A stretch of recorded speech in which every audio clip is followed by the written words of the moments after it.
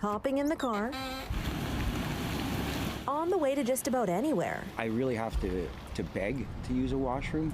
Remo Testini has to stick to routine, searching for the nearest washrooms on his route, hoping a gas station or coffee shop will let him in.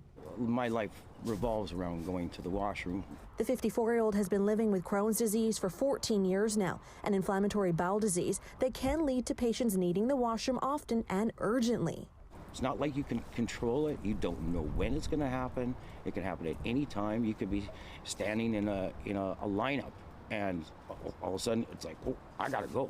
And because of this, mapping his path on this app by Crohn's and Colitis Canada, searching for the nearest washroom, has had to become the new normal. I find out where the closest bathroom is before I go to work. And yeah, you have to do that. You can't get stuck. But now add a pandemic into the mix, and finding one is becoming next to impossible for Testini. And he says as he's turned away more, he's left with no safe option. Well, you don't make it. Don't make it, then I got to drive home and get changed. Nobody wants to use a public bathroom unless they absolutely have to. So if I'm asking them, pleading to use a washroom, it's not because of anything else except that I got to go. And this fear of being turned away from more washrooms during COVID-19 isn't his fear alone.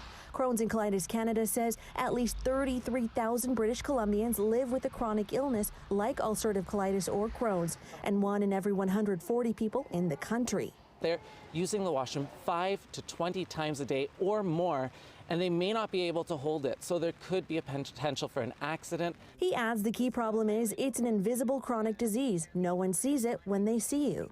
Dr. Barinder Narang says no provincial health order and no medical guidance has asked for washrooms to be locked up.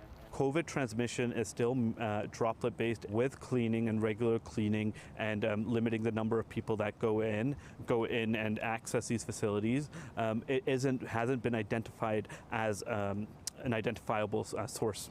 The Ministry of Health says a public restroom is actually deemed essential, but when it comes to coffee shops and gas stations, we do encourage people to make it available to those in need in a safe way. Now, people living with Crohn's and ulcerative colitis say they hope more businesses will sign up for the Go Here app and place a sticker on their door allowing people to use their washrooms. But for those businesses not signed up on the app or those denying access to people like Testini, he has just one message. Nobody wants to beg. Leave the bathrooms open. Zara Premji, CBC News, Vancouver.